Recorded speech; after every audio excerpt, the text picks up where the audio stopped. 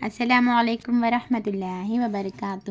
خوش آمدید ہے آپ تمام لوگوں کو ہمارے چینل اردو اسلامک کورس میں۔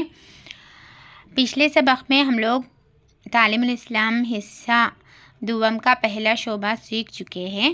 آج ہم لوگ تعلیم الاسلام حصہ دوم کا دوسرا شعبہ سیکھیں گے انشاءاللہ۔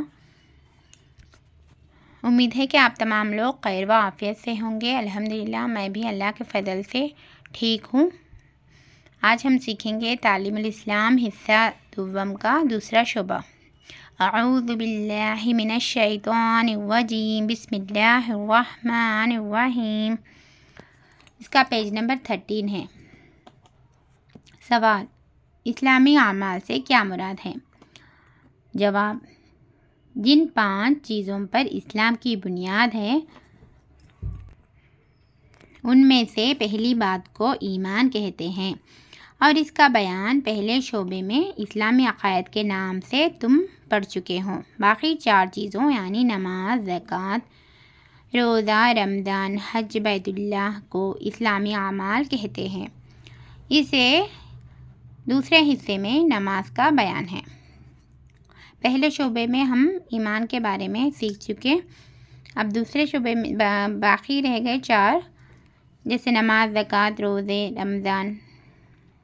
رمضان کے روزے، حج بیت اللہ کا حج کرنا، 4 باقی رہ گئے۔ اب ہم دوسرے حصے میں نماز کے بارے میں سیکھیں گے۔ نماز کسے کہتے ہیں؟ جواب: نماز خدا تعالیٰ کی عبادت اور بندگی کرنے کا ایک خاص طریقہ ہے جو خدا تعالیٰ نے اور اس کے پیغمبر صلی اللہ علیہ وسلم نے بندوں کو سکھایا ہے۔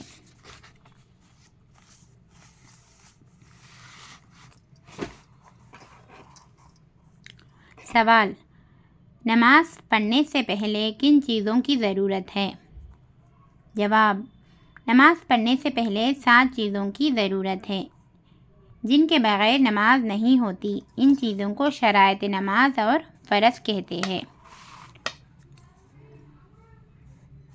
سوال: وہ 7 چیزیں جو نماز سے پہلے ضروری ہے کیا ہیں؟ نماز کے شرائط 7 ہیں جو نماز سے پہلے ضروری ہے، وہ کیا ہے سیکھیں گے ہم۔ جواب: اول بدن کا پاک ہونا، دوسرا کپڑوں کا پاک ہونا، تیسرا جگہ کا پاک ہونا، چوتھا ستر کا چھپانا، پانچواں نماز کا وقت ہونا، چھٹا قبلے کی طرف منہ کرنا، ساتواں نیت کرنا۔